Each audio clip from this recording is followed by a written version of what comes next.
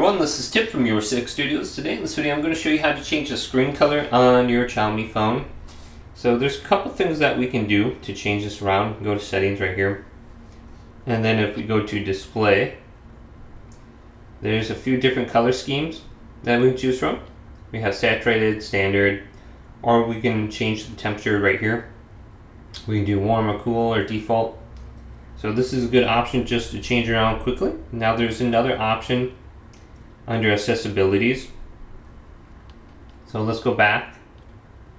Go all the way down to additional settings under the main settings menu. Go to accessibilities. Then we should have the option under vision for color correction. We can change the color right here. So we got red, green, blue, red, green. We can use the color correction. And we can add it to a shortcut as well. So if you have some sort of deficiency you see in colors, go ahead and just turn that on. So hopefully this video did indeed help you out. Leave it a big thumbs up. And subscribe to my channel down below for more tech videos coming up next on Your 6 Studios.